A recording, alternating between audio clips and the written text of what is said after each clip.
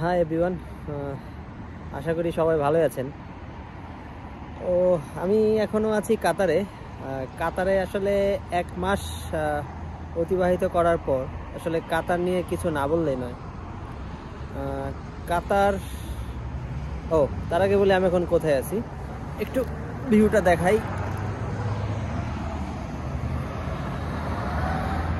আমি আছি অনেকটা একটা পাশ পুরো মরুভূমি, আর মরুভূমিটা এই পাশটাতেই আছে কতগুলা রেসিডেন্স। তো এই রেসিডেন্সের মধ্যে আমি আছি।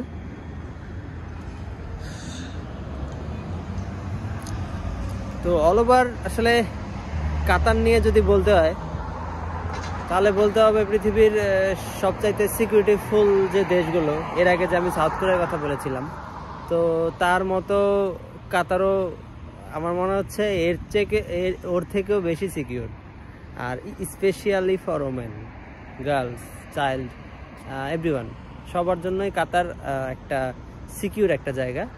তো এখানে মেয়েরা যদি রাত 1টা 2টা 3টা বাজেও একা একাও রাস্তায় মানে কথার কথা ঘুরে, তো আসলে কেউ ওদিকে আসলে তাকানোর কোনো স্কোপ নেই, কারণ এখানে রুলস রেগুলেশন এত স্ট্রিক্ট, তো আসলে কোনো ঝামেলা হওয়ার সুযোগ নেই। তো এটা একটা বিষয়। আরেকটা বিষয় হচ্ছে হ্যাঁ, থাকার যে কস্টিংটা, হ্যাঁ কাতারে থাকার কস্টিংটা অনেক বেশি এটা তুলনামূলক। ইউরোপিয়ান যে কান্ট্রিগুলো আছে বা কোরিয়ার কথাও যদি বলি, আমি যেখানে গিয়েছিলাম, মালয়েশিয়ার কথা বলে দিচ্ছি, থাইল্যান্ড বা ওই দেশগুলোর সাথে তুলনা করলে কাতার বা মিডল ইস্টের যে দেশগুলো আছে এইগুলার খরচ বেশি। তবে কাতারে তুলনামূলক থাকার কস্টিংটা আমার মনে হচ্ছে দুবাইয়ের চেয়েও বেশি এখানে। তবে এখন অবশ্য কমে গেছে, কারণ ওয়ার্ল্ড কাপের টাইমে একটা হোটেল যেখানে 3000 টাকার হোটেল, সেটাও 20,000, 30,000, 1 লাখ টাকা পর্যন্ত হয়ে গেছিল। সেটার হিসাবে এখন আলাদা, এখন থিংস ডিফারেন্ট, এখন সব কিছু আবার নর্মালে চলে আসছে। আর খাবার দাবার তো এখানে বেস্ট খাবারগুলো এখানে পাওয়া যায়। মিডল ইস্টের মানে খাবার দাবার নিয়ে কোনো কথা হবে না, জাস্ট মানে অ্যাটলিস্ট ফরমালিন নাই, সব কিছু পিওর খাবার দাবার এখানে। খাবার দাবারের দাম তুলনামূলক সস্তা, তা আমাদের দেশের সাথে কম্পেয়ার করা যাবে না, কারণ আমাদের দেশের টাকার মান অনেক নেমে গেছে। তো হিসাব করলে এখানে আসলে সবই দাম হবে। যদি আমাদের দেশ থেকে ইনকাম করে এখানে খরচ করি তাহলে আসলে অনেক দাম, কারণ আমাদের দেশের এখানকার 1 রিয়াল মানে আমাদের দেশে 30 টাকা, প্রায় 30.5, তো অনেক টাকার একটা ডিফারেন্স এখানে। হ্যাঁ, আর হচ্ছে বিজনেস। কাতার এখন বিজনেস করার জন্য একদম পারফেক্ট একটা সময়। আর এর পেছনে কারণ হচ্ছে কাতারে নর্মালি বাংলাদেশিদের এন্ট্রি কম ছিল এতদিন। এই ফিফার উপলক্ষে অনেক বাংলাদেশি এখানে আসতে পারছে, কারণ কাতারে কিন্তু নর্মালি টুরিস্ট ভিসা যেটা আছে সেটা কিন্তু এখনও অফ। খুব জলদি এটা স্টার্ট হবে, খুব জলদি এটা সহজ করে দিবে, কারণ কাতারে ওয়ার্ল্ড কাপ শেষ, এখন হচ্ছে এক্সপো শুরু হবে।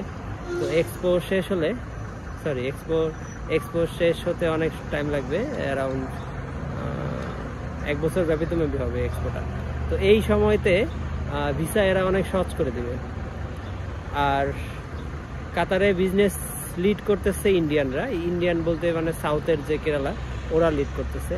সফটওয়্যার ইন্ডাস্ট্রি থেকে শুরু করে food industry, pharmacy, hospital, technology, সব কিছুতে কিন্তু কেরালারাই এখানে আগায় আছে। তো এর পিছনে কারণ একটা, এটা হচ্ছে ইউনিটি। এরা কাজ করে ইউনিট ওয়াইজ। আমি দেখেছি এমনও আছে যে একটা কোম্পানি 50 জন মিলেও এরা স্টার্ট করেছে, আর এতে তারা সাকসেস। কিন্তু আমাদের দেশে আমরা যেটা করি সেটা হচ্ছে 2-3 জন মিলে একটা কোম্পানি রান করতে পারি না, কয়েকদিন পরে পার্টনারশিপ ভেঙে যায়, বা কেউ দেশে চলে যায়, বা কেউ বিট্রে করে, হোয়াটএভার, অনেক ঘটনা ঘটে। তো এইগুলা থেকে আমাদের বেরোইতে হবে। আর যেহেতু বাংলাদেশিদের এখন ভিসা অ্যাক্সেস সহজ হয়ে যাচ্ছে আস্তে আস্তে, তো আমি মনে করি এই সুযোগটা আমাদের নেওয়া উচিত। আর এই সুযোগটা নিয়ে এখন সব ক্ষেত্রে বিজনেস শুরু করা উচিত এখানে। শুধুমাত্র ওই রেমিটেন্স মানে ওয়ার্কার পাঠায় আসলে আলটিমেটলি দেশের আহামরি ইমপ্রুভ করা পসিবল না। পসিবল যদি আমাদের ওয়ার্কাররা স্কিলভাবে আসতো এবং সহজ ওয়েতে আসতো। আমাদের এখানে এখনো আসতে একটা ওয়ার্কারের প্রায় 5-5.5 লাখ টাকা খরচা হয়ে যায়। 5.5 লাখ টাকা খরচা করে এখানে আসার পরে সে যদি বেতন পায় মাত্র 40-45 হাজার টাকা, এরপরে আবার খরচ টরচ দিয়া শেষে টিকে মাত্র 20,000, সেটা সে বাসায় কি পাঠাবে? আর যে 5.5 লাখ টাকা খরচা করে সেখানে আসলো, এটাই তুলবে কীভাবে? তো এই বিষয়গুলো থেকে আমাদের বেরোতে হবে। আর বিজনেস আমি মনে করি শুরু করা উচিত। বিজনেস নিয়ে যদি কারো হেল্প লাগে, বিজনেস কীভাবে ওপেন করতে হবে বা কোথায় যাইতে হবে। কাতারে একটা ঝামেলা হচ্ছে, সেটা হচ্ছে বিজনেস করতে গেলে এখানকার কোনো স্পন্সরের আন্ডারে করতে হয়। দুবাইতে যেরকম ওই 100% ওনারশিপ নেওয়া যায়, এখানে 100% ওনারশিপ নেওয়া যায় না, বাট এরপরেও অনেক সুযোগ সুবিধা আছে, ওগুলা মেনটেন করে বিজনেস করা যায়। আর এখানে সবচেয়ে বড় সুবিধা, এখানে কম্পিটিশন এখনো হয় নাই, ওইভাবে গড়ে ওঠে নাই দুবাইয়ের মতো। তো এখন হচ্ছে সুযোগ, এই সময় বিজনেস, নতুন নতুন বিজনেস সেট আপ করার সুযোগ এখন। আশা করি সবাই এদিকে মনোযোগ দিবেন, আমাদের দেশ কীভাবে আগায় নেওয়া যায় সেই চিন্তা করতে হবে আমাদের সবাইকে। না হলে আসলে সবাই যদি আমরা দেশের বাইরেই সেটেল হওয়ার চিন্তা করি, তাহলে আসলে বাংলাদেশের নাম আসলে থাকবে না, পলিটিক্যালি ইমব্যালেন্স থাকবে, আবার ঠিক হবে, হোয়াট এভার, এগুলা নিয়ে ভাইবা লাভ নেই।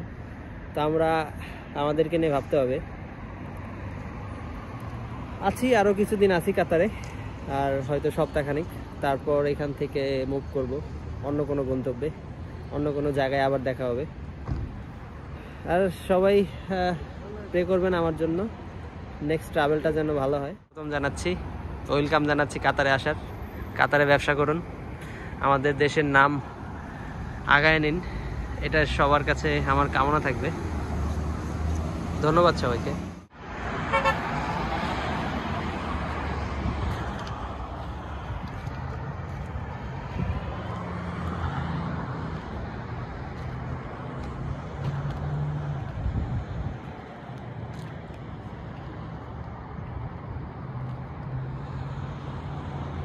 কাতার অনেক ছোট দেশ, তো এর আবার মরুভূমি আছে, তবে অত বেশি না, ছোট জায়গা। আর এই মরুভূমির যে বালিগুলা ওই রকম ইয়ের মতো, কি যেন বলে, ওই সৌদি আরব ওইখানকার মতো অনেক কম জায়গা আছে এরকম সুন্দর বালি। তো ম্যাক্সিমাম জায়গায় এরকম পাথরের জায়গা। আর এখন এইগুলো আরেকটু নির্জীব লাগতেছে। নির্জীব মানে একটু ভেজা ভেজা লাগতেছে, কারণ কয়েকদিন বৃষ্টি হয়েছে। কাতারে নাকি কত বছর ধরে নাকি এত বৃষ্টি হয় না, এবার যে পরিমাণ বৃষ্টি হয়েছে, তো এই জন্য মানে সবগুলো একটু ভেজা ভেজা লাগতেছে। আর আকাশটাও এখনো মেঘলা মেঘলা, মনে হচ্ছে আবারও বৃষ্টি হতে পারে। তো এই জন্য এবার কাতারে সবচেয়ে ঠান্ডাও বেশি পড়েছে, প্রচণ্ড ঠান্ডা বাতাস। মানে এর আগে বলেছিল যে মরুভূমিতে এই দেশগুলোতে গরমের সময় প্রচণ্ড গরম থাকে, যেমন 40 ডিগ্রি পর্যন্ত চলে যায়, আবার শীতের সময়তে মানে অনেকটা মাইনাসের মতো ঠান্ডা অনুভব হয়, এরকম মানে এত ঠান্ডা এখানে। তবে এখন যদিও আজকে একটু ওয়েদারটা ভালো, ঠান্ডা কম বলতে মানে ঠান্ডা বাতাসটা নাই।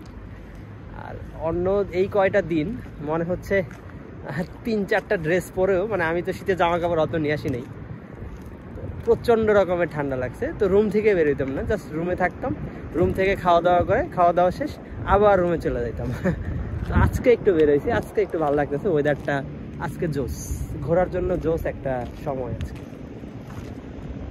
হ্যাঁ, এই জায়গাগুলোতে কার নিয়ে আসলে বেশি মজা, অনেক দূরকে দূর যাওয়া যায়, দূরকে দূর কেউ নাই, একদম ফাঁকা। ওই তো দূরে ওইগুলো আবার শহরের সাইড। তো আমরা দুইটা, এটা তো সিটি না আসলে, এটা সিটি থেকে অনেক দূরে আছে, আমরা অনেক দূরে একটা রেসিডেন্স, এটা হচ্ছে এজদেন ওয়েসিস বলে এই রেসিডেন্সটাকে, অনেক সাজানো গুছানো একটা রেসিডেন্স, ভালোই। ওই তো দূরে দেখা যাচ্ছে সিটিগুলো, দূরে অনেক দূরে, ওই তো। তো কাতারে এরকম ফাঁকা জায়গা নাই ধরা চলে, তো আছে কিছু ওইদিকে, কাতারের যে উত্তর সাইডটাতে আছে, উত্তর এবং দক্ষিণ সাইডটাতে, ওই সাইডটাতে আছে কিছু মরুভূমির মতো, হোম সাইড বলে, ওই সাইডটাতে আছে। আর ওই রকম আহামরি বড় জায়গা নাই।